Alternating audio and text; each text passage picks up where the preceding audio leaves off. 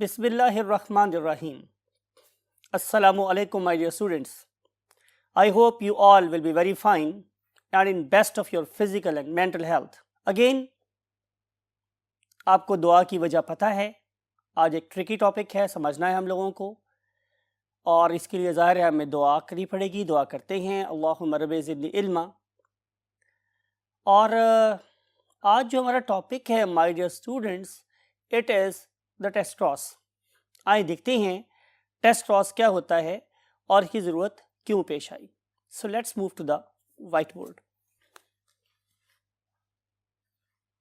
Yes my dear students, test cross, इसको समझाने के लिए मैं हस्बे आदत एक प्रीवियस क्रॉस का सहारा लूँगा, या मुमकिन है कि प्रीवियस फॉर्मेट का सहारा लूँगा, लेकिन मैं ट्रेट नया लेता हूँ आज एक, ताकि आपको बात समझ आ जाए. फर्ज कर लेते हैं कि हम लोग पॉड शेप की बात करते हैं आज, और अगर हम पॉड शेप की बात करेंगे तो हमारे पास पॉड्स की दो शेप थी. एक का नाम क्या था? Constricted pod. Constricted pod. और इसके मुकाबले भी कौन सी पॉड थी? Inflated pod. Inflated pod. मैं आपसे पूछ रहा हूं कि ये मैंने क्या लिखा है, कॉन्स्ट्रिक्टेड और इन्फ्लेटेड? तो राइट आंसर हम लिख रहे हैं इसकी phenotype. Exactly, it is a phenotype. कौन बताएगा आप में से कि ये फिनोटाइप किस चीज की है? तो ये है P1 की. It is the phenotype of P1 because कि मैं इन दो पॉड्स को जेनेटिक स्टडी के लिए फर्स्ट टाइम इस्तेमाल कर रहा हूं. तो ये क्या कहलाएगी? फर्स्ट पेरेंटल जनरेशन और P1. और P1 की अपीयरेंस कैसी है? कॉन्स्ट्रिक्टेड और इन्फ्लेटेड. अगर ड्रॉ किया जाए तो कॉन्स्ट्रिक्टेड पॉड कैसी होती है? इस तरह की. राइट माय डियर स्टूडेंट्स, इस तरह की. और इसके अंदर आपको बीज जो हैं बड़े सेहतमंद और इसके अंदर फंसे फंसे से नजर आ रहे हैं, इस तरह से, समथिंग लाइक इट. तो ये एक डोमिनेंट कैरेक्टर है. और इसकी निस्बत ये जो मेरे पास एक पॉड है, that is something like it. और मैंने आपको बोला था कि जब आप इसको खोलेंगे तो इसके अंदर से आपको एक ब्लास्टिंग साउंड आएगी. राइट. तो ये शेप कहलाती है हवा भरी हुई फली या इन्फ्लेटेड पॉड. मैं इन दो को क्रॉस करने वाला हूं, तो मुझे लिखना पड़ेगा इसका जीनोटाइप. लिखते हैं जीनोटाइप. मैंने क्या बोला था लिखने का तरीका? कि पहला ट्रेट मीन्स जो लेफ्ट पे लिखा जाता है, इट इज डोमिनेंट. तो डोमिनेंट का पहला वर्ड लिखेंगे और इसे दो मरतबा लिखेंगे, बिकॉज कि मेंडल ने सबसे पहले इनकी प्योर ब्रीड बनाई थी. तो capital C stands for constricted pod. तो कॉमन सेंस इसी का लोअर केस लेटर क्या कहलाएगी? इसकी recessive trait means small c and it will represent inflated. Small c for inflated and capital C for constricted. तो ये मैंने क्या लिखा? वेरी गुड, शाबाश, एक्सीलेंट. ये मैंने लिखी है इस P1 की genotype. It is the genotype of P1. अब क्या करोगे? गैमेट्स बनाओगे. तो we are going to make the gametes of P1. Gamete is a cell having half number of chromosome identified by the presence of circle. तो क्या लिखेंगे? Capital C circle और small c circle. Right. तो ये बन गए gametes. क्या करोगी? दरम्यान में क्रॉस का साइन डाल रहे हो, इसका मतलब है कि उनकी मैरिज लाइन है, और इसके रिजल्ट में जो ऑर्गेनिज्म प्रोड्यूस होगा it will B capital C small c. ये क्या है? ये F1 है. ये जनरेशन है. जैसे मैंने P1 के बाहर सर्कल नहीं लगाया था, वो जनरेशन थी, ऐसे ही F1 के बाहर सर्कल नहीं लगाना, क्योंकि जनरेशन है. अब क्या करोगे आप लोग? कि आप लोग F1 को F1 से क्रॉस कराने से पहले रिजल्ट लिखोगे. क्या लिखोगे? रिजल्ट किसका? F1 का लिखेंगे. No problem at all. Result of F1. Very simple, कोई मुश्किल बात नहीं है. आप लिखेंगे पहले हस्बे आदत फिनोटाइप।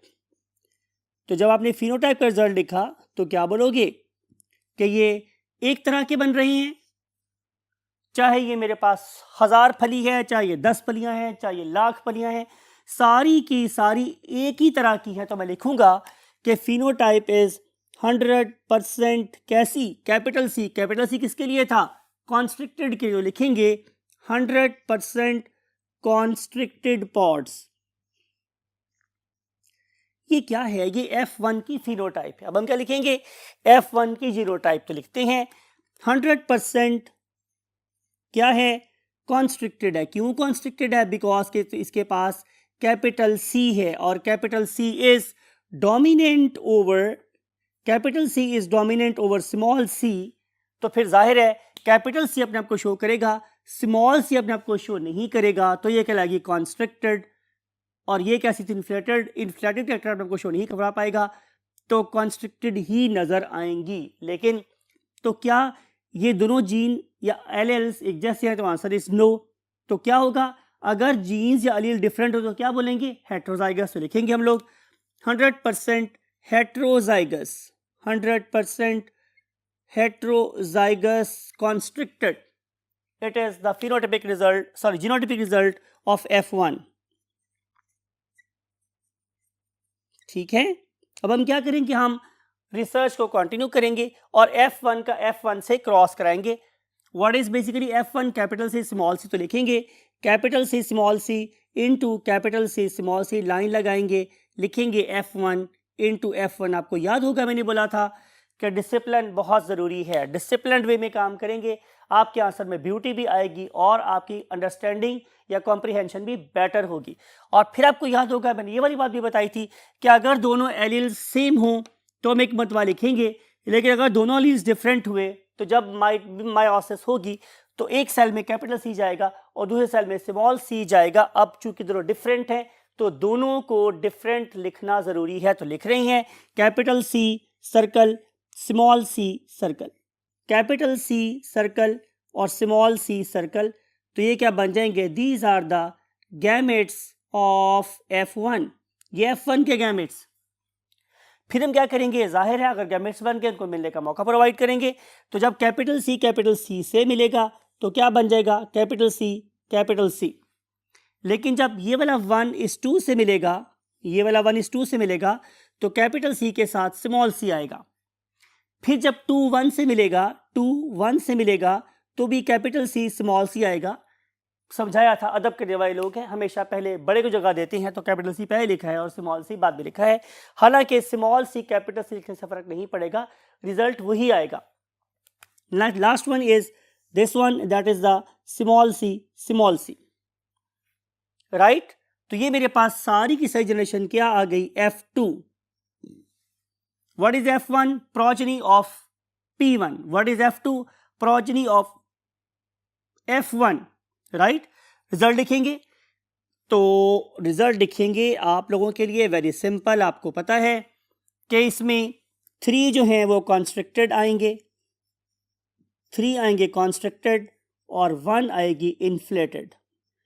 टाइम ज़ाया नहीं करते हैं बिकॉज कि ये क्यों आ रहा है, रिजल्ट आपको डिस्कस किया था लॉ ऑफ सेग्रीगेशन में डिटेल से पढ़ाते हुए। मैंने ये सारा पापड़ क्यों बेला है, मैंने ये सारी बात दोबारा रिवाइज क्यों की है, बिकॉज कि हम बेसिकली टेस्ट क्रॉस को करवाने की रीजनिंग या लॉजिक अंडरस्टैंड कर सकते हो। Look at this my dear students, ये ऑर्गेनिज्म कैसा नजर आ रहा है मुझे, I am talking about this organism, ठीक है, I am talking about this organism. ये कैसा है, ये कॉन्स्ट्रिक्टेड है, राइट। और अगर मैं इस ऑर्गेनिज्म की बात करूं जो F1 में ऑब्टेन हुआ था, तो वो भी कैसा है, कॉन्स्ट्रिक्टेड, राइट। कैसा है, कॉन्स्ट्रिक्टेड। मेंडल को 2 बातें पता थी। पहली बात कि ये जो ऑर्गेनिज्म मैं करवा रहा हूं F1 में टेस्ट क्रॉस के यूज कर रहा हूं, ये प्योर ब्रीड है। आपको याद है मैंने बोला था कि मेंडल की कामयाबी के अंदर सबसे बड़ी बात क्या थी, उसका सब्र। उसने सबसे पहले बहुत सी जनरेशन में सेल्फ क्रॉस करा के प्योर ब्रीड प्रोड्यूस की, उसे इस बात का पता था कि ये प्योर ब्रीड है। He was of the view कि इसके पास दोनों एलील्स सेम हैं, कैपिटल सी, राइट। उसे ये वाली बात भी पता है कि जब मैंने इसको क्रॉस कराया है तो उसके रिसेसिव ट्रेट से कराया है स्मॉल सी, तो यहाँ पे कॉन्सिक्वेंटली कैपिटल सी और स्मॉल सी को इकट्ठा होना चाहिए, राइट।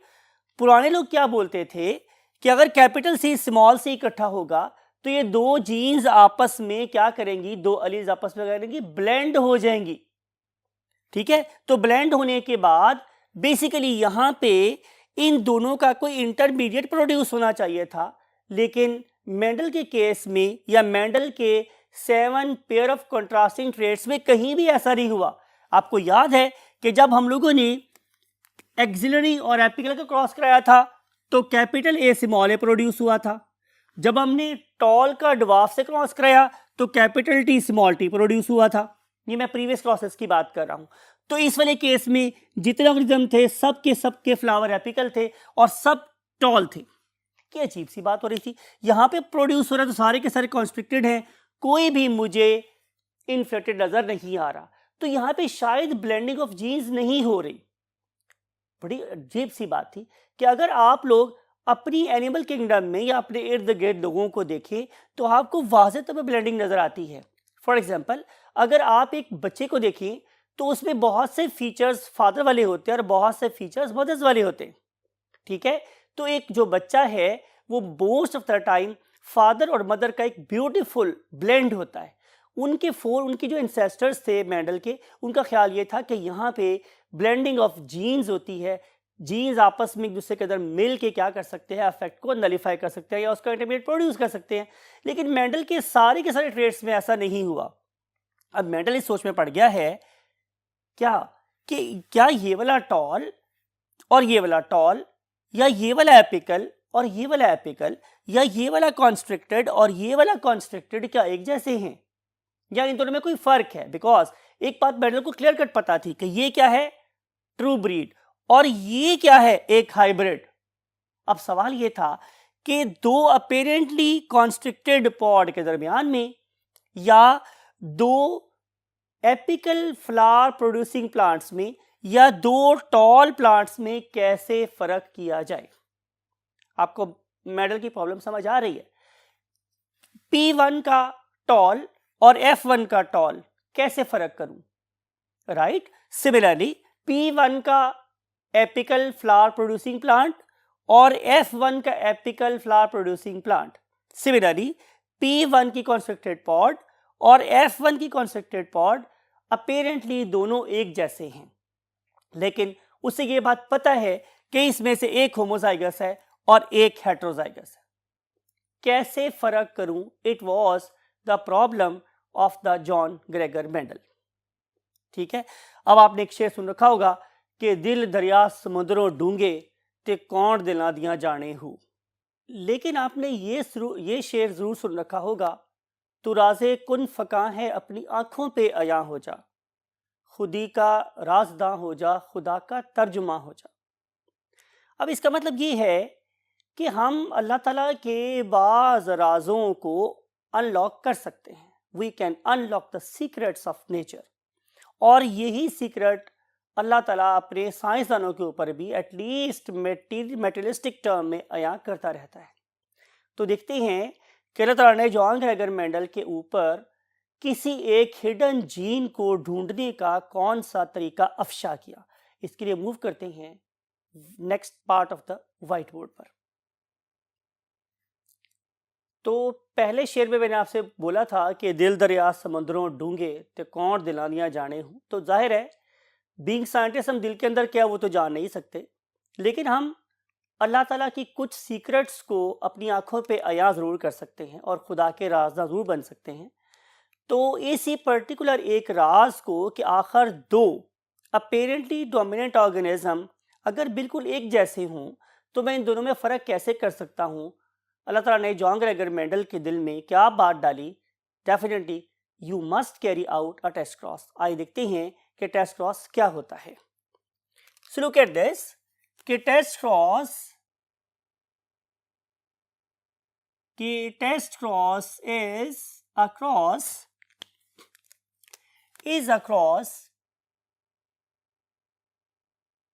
between apparently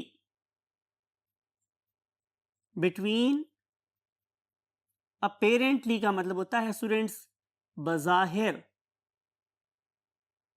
का मतलब है जाहिरी तौर पे, between apparently dominant organisms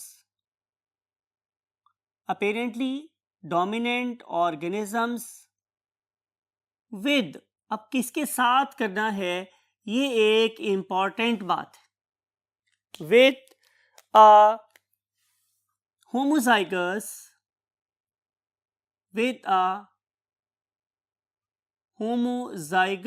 recessive organism.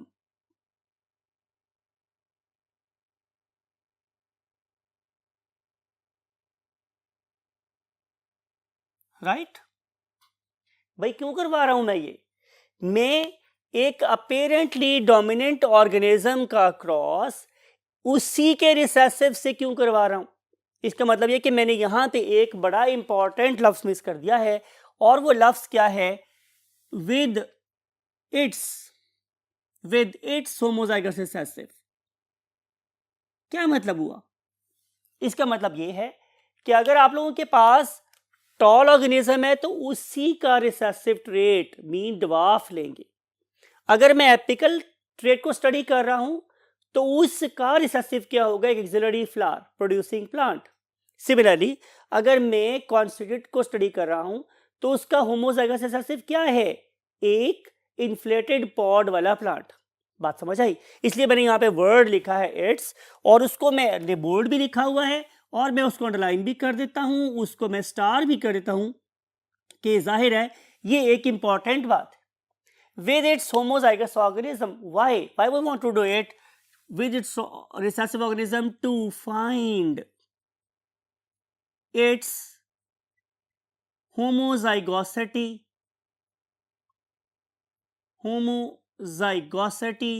or heterozygosity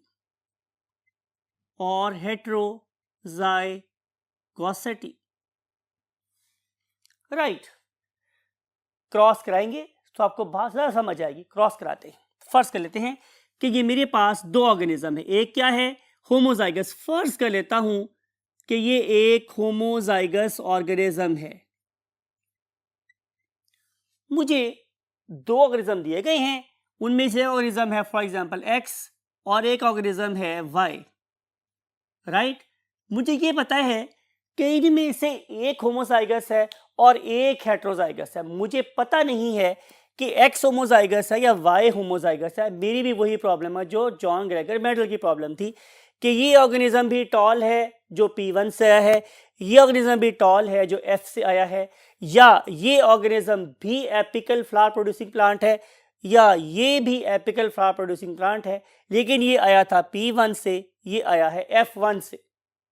ठीक, तो मुझे पता नहीं है, मेडल को पता नहीं है कि दोनों में से कौन सा होमोजाइगस है, तो उससे क्या किया, इसको क्रॉस कराया। फर्ज कर लेते हैं कि मैं पहले ऑर्गेनिज्म को स्टडी कर रहा हूं, सपोज ही इज होमोजाइगस, तो जब मैं ऐसा क्रॉस कराऊंगा उसी के रिसेसिव से, तो क्या कंडीशन होगी मेरे पास। फर्ज कर लेते हैं कि हम स्टडी कर रहे हैं कैपिटल सी को, तो उसका रिसेसिव क्या हो जाएगा, स्मॉल सी। ये क्या है, P1। गैमेट्स बनाएंगे, capital C circle, small C circle, लिखेंगे प्रॉपर कि ये गैमेट्स हैं किसके, P1 के। मिलाएंगे इसको, कैपिटल सी स्मॉल सी हासिल होगा, जाहिर है ये उसकी F1 कहलाएगी। तो पता ये चला कि एक ऐसा ऑर्गेनिज्म जो होमोजाइगस होगा, एक ऐसा ऑर्गेनिज्म जो होमोजाइगस होगा, जब हम उसको उसी के रिसेसिव से क्रॉस कराएंगे तो उसके सारे के सारे ऑफस्प्रिंग, उसके सारे के सारे बच्चे, उसकी अगली सारी की सारी नस्ल अपेरेंटली किस जैसी होगी, उसी जैसी होगी। अगर ऐसा हुआ तो ये वाला ऑर्गेनिज्म क्या होगा, होमोजाइगस। चलिए इसको किसी और वे से डिजाइन बात करते हैं। एक ऐसा ऑर्गेनिज्म जो हमेशा अपनी ही तरह के ऑफस्प्रिंग प्रोड्यूस करता है, अपने ही जैसे ऑफस्प्रिंग प्रोड्यूस करता है, वो क्या कहलाएगा? होमोजाइगस। मैं फर्ज कर लेता हूं कि जो ऑर्गेनिज्म मुझे दिया गया था वाई, वो हमेशा अपनी ही तरह के ऑर्गेनिज्म प्रोड्यूस कर रहा था, तो मैं बेट लगा सकता हूं कि ये जो वाई ऑर्गेनिज्म है इट इज होमोजाइगस, बिकॉज कि Y is producing all offsprings of its own kind. इसका मतलब है मुझे टेस्ट के रिजल्ट से पता चला है। देखते हैं कि दूसरे केस में क्या होता है। Look at this. फर्स्ट कर लेते हैं कि ये जो ऑर्गेनिज्म है ये हेट्रोजाइगस है और इसमें जेनेटिक मेकअप क्या होगा? Capital C small C. तो जब मैंने कैपिटल सी स्मॉल सी को स्मॉल सी से क्रॉस कराया, याद करें मैंने क्या बोला था कि मैंने अपेरेंटली डोमिनेंट ऑर्गेनिज्म को क्रॉस कराना है विद इट्स होमोजाइगस। ये भी डोमिनेंट है, होमोजाइगस रिसेसिव से क्रॉस कराया है। ये भी अपेरेंटली डोमिनेंट है, उसका होमोजाइगस रिसेसिव से क्रॉस कराया है। तो ये क्या कहलाएगी? मेरे पास P1, राइट। गैमेट्स बनाएंगे, इसके दो गैमेट्स बनेंगे, capital C circle, small C circle, और यहाँ पे सारे स्मॉल सी सर्कल लिखेंगे आप लोग कि ये P1 के गैमेट्स हैं। तो जब आप लोग इन दोनों को मिलाओगे तो अब दो तरह के ऑफस्प्रिंग प्रोड्यूस होंगे, बिकॉज कि कैपिटल सी स्मॉल सी से भी मिल सकता है और ये वाला स्मॉल सी भी स्मॉल सी से मिल सकता है। तो क्या बनेगा? कैपिटल सी स्मॉल सी और यहाँ पे स्मॉल सी, राइट। तो 50% ऑर्गेनिज्म कैसे हैं? यहाँ पे कॉन्स्ट्रिक्टेड पॉड वाले, और 50% यहाँ पे कैसे हैं? इन्फ्लेटेड पॉड वाले। इसका मतलब ये होगा कि अगर ऑर्गेनिज्म हेट्रोजाइगस हुआ और हमने उसको टेस्ट क्रॉस से गुजारा, यानी कि जब मैंने उसको क्रॉस कराया होमोजाइगस रिसेसिव से और उससे दो तरह के बेबीज प्रोड्यूस हुए, दो तरह के बच्चे पैदा हुए, बीन्स, आधे उस जैसे और आधे रिसेसिव जैसे, तो भाई कॉमन सेंस की बात यह है कि ये ऑर्गेनिज्म प्योर ब्रीड नहीं था। अगर मैं थोड़ी सी पंजाबी इस्तेमाल करूं और आप मुझे दें तो ये ऑर्गेनिज्म था कुन्ना। कुन्ना क्या होता है? जो ऊपर से कुछ हो और अंदर से कुछ हो, यानी कि इसके अंदर एक रिसेसिव जीन छुपा बैठा हुआ था। आपको याद है मेंडल ने क्या कहा था कि गैमेट्स F1 के गैमेट्स बनते हुए क्या हो जाएंगे? तो अलील्स F1 के गैमेट्स बनते हुए क्या हो जाएंगे? सेपरेट हो जाएंगे। तो यहां पे सेपरेट हो गया। तो जब ये वाला गैमेट इस वाले गैमेट से मिला तो आपको याद है मैंने क्या बोला था कि रिसेसिव जीन हमेशा अपने आप को पेयर्ड फॉर्म में ही जाहिर करवा सकते हैं। तो ये छुपा हुआ जीन इससे मिलने के बाद क्या हो गया? अया हो गया। वो कहते हैं ना कि इख्तियारात मिलने पे लोग बदलते नहीं, अया हो जाते। तो यही बात यहां पर है कि जब इस पर्टिकुलर जीन को अपने जैसा जीन मिला तो वो अपीयर हो गया। तो पता ये चला कि अगर दोबारा से आखिरी बात कंक्लूड कर रहे हैं तो पता ये चला कि अगर एक ऑर्गेनिज्म हमेशा अपने जैसे ऑर्गेनिज्म ही प्रोड्यूस करेगा, किससे? होमोजाइगस रिसेसिव से क्रॉस के रिजल्ट में, तो वो होगा होमोजाइगस। लेकिन अगर वो वाला ऑर्गेनिज्म प्रोड्यूस करेगा 50% अपने जैसे और 50% रिसेसिव जैसे, तो इसका मतलब ये है कि वो एक रिसेसिव जीन का कैरियर था। गैमेट्स बनते हुए वो जीन इंडिपेंडेंट हो गया, वो इंडिपेंडेंटली रिसेसिव अलील से ही मिला और वो अपीयर हो गए, राइट। तो ये था बेसिकली आज का topic, that is called as the test cross.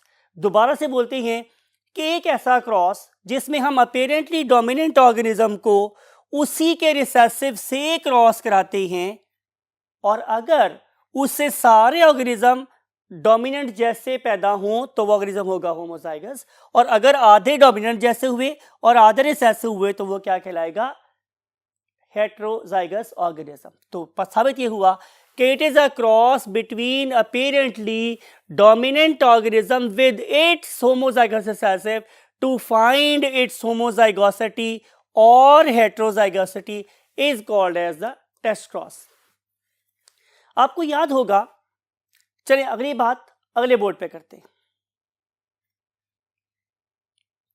आपको याद होगा माय डियर स्टूडेंट्स कि मैंने आप लोगों से प्रीवियस लेक्चर में या उससे पहले लेक्चर में आपको एक थिंक पॉइंट पे छोड़ गया था। मैंने ये बोला था कि क्या ऐसा पॉसिबल है कि दो ब्लैक ऑर्गेनिज्म के यहां एक व्हाइट बेबी प्रोड्यूस हो जाए।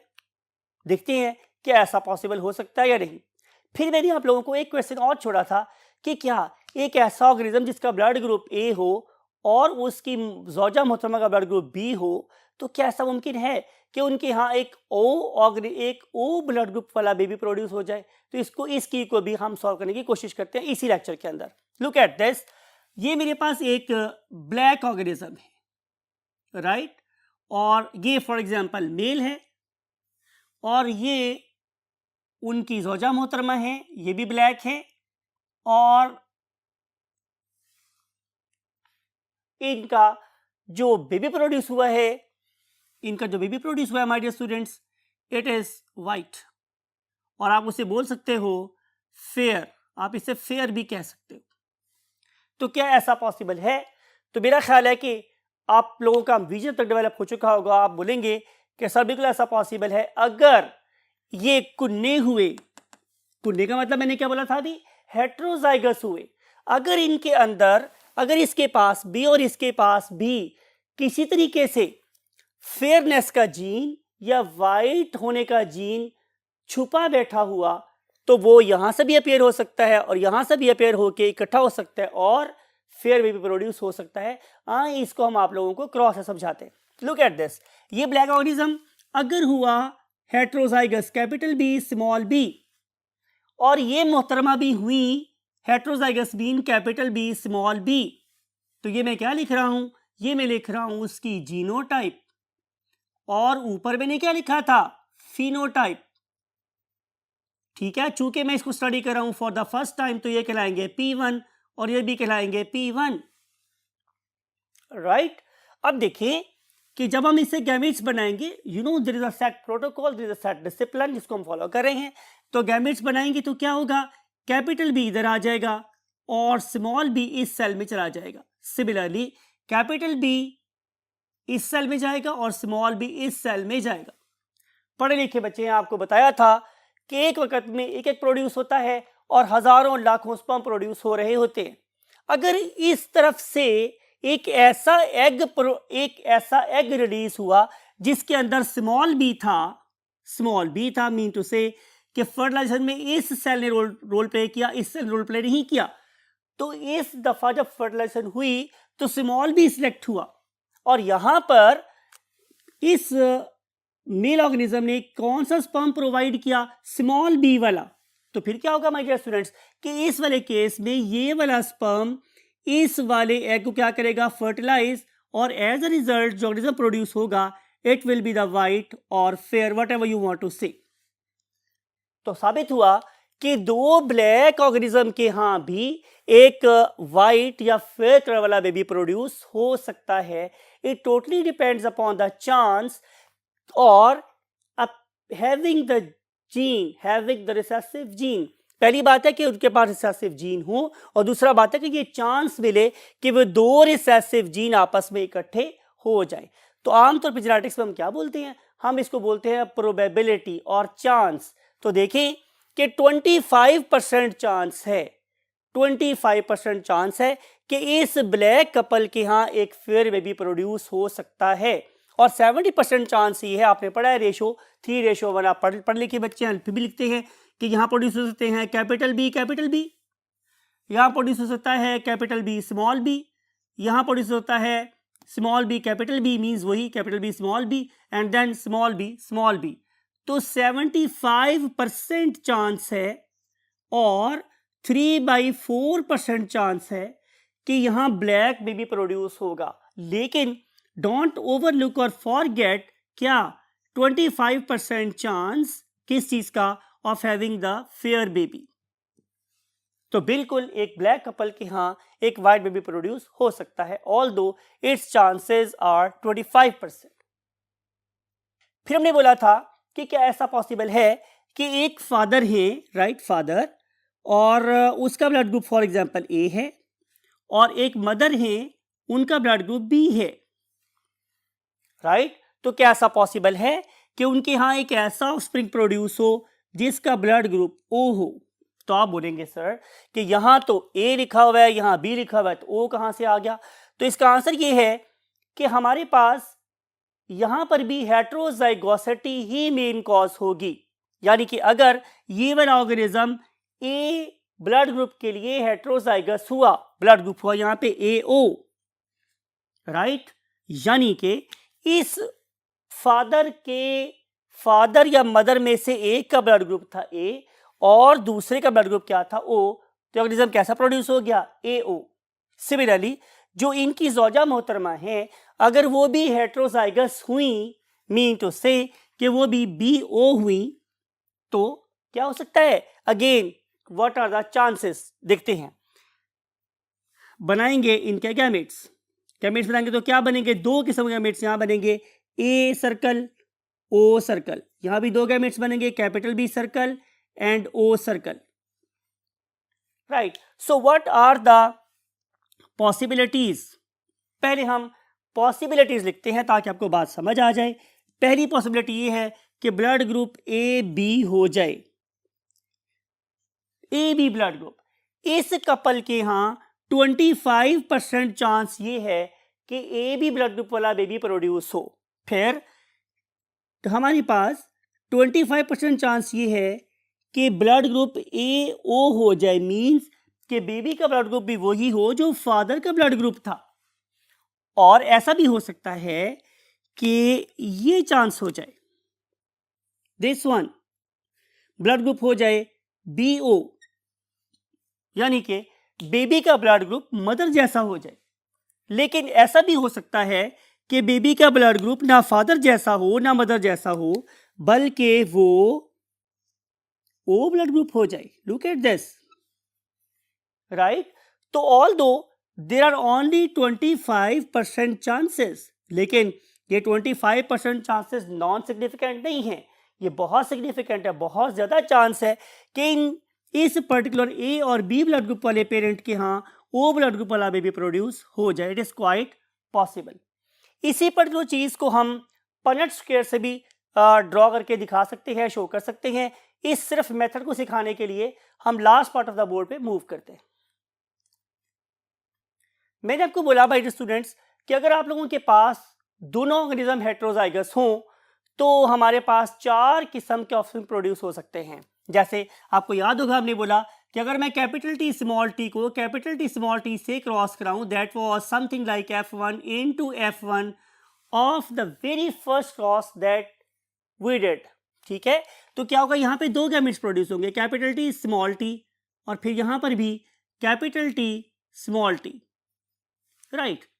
हम पहले इसको कैसे लिखते रहे हैं कि हम 1 को 1 से मिलाते थे, फिर हम इसी 1 को 2 से मिलाते थे और 2 के नीचे लिखते थे। फिर हम क्या करते थे कि हम लोग 2 को 1 से मिलाते थे और 3 के नीचे लिखते थे, राइट। फिर हम लोग 2 को 2 से मिलाते थे और 4 नीचे लिखते थे। ये वाला तरीका बताया था, ये प्रोटोकॉल बताया था। लेकिन इसमें लाइंस चूंकि एक दूसरे के साथ क्रॉस हो रही हैं तो हम कंफ्यूज हो सकते हैं। तो इस पर्पस के लिए हमने एक पनेट स्क्वायर का मेथड भी डिजाइन किया, पनेट स्क्वायर मेथड। इसका मतलब क्या होगा? आप अब 4 चेंबर्स बना लेंगे, स्क्वायर बनाएंगे एक, समथिंग लाइक इट ऐसा, और उसके आप 4 चेंबर्स बना लेंगे समथिंग लाइक इट, राइट। और एक गैमेट, एक पेरेंट का गैमेट लिखोगे आप अलोंग एक्स एक्सेस और दूसरे पेरेंट के गैमेट लिखोगे अलोंग वाई एक्सेस, लेकिन आपने ऑर्डर चेंज नहीं करना। फॉर एग्जाम्पल पहला गैमेट क्या है? कैपिटल T स्मॉल t, तो लिख रहा हूं मैं कैपिटल T स्मॉल t। कहां से स्टार्ट किया हुआ? इस पॉइंट से, ये 0 पॉइंट ये है, ये, राइट। यहां से हम अलोंग एक्सेस लिख रहे हैं, पहले capital T then small t, right. और दूसरे पेरेंट के गैमेट कौन से हैं? अगेन वो भी कैपिटल T स्मॉल t, तो लिख रहा हूं capital T small t, right. अब बहुत सिंपल सी बात है, यही मेंडल का बेसिकली प्रिंसिपल भी था कि वो हमेशा अपने डाटा को टेबुलर फॉर्म में लिखता था, because he had got a mathematical and statistical base. तो कैपिटल T पहले 1 को 1 से मिला रहे हो तो क्या बनेगा? Capital T, right.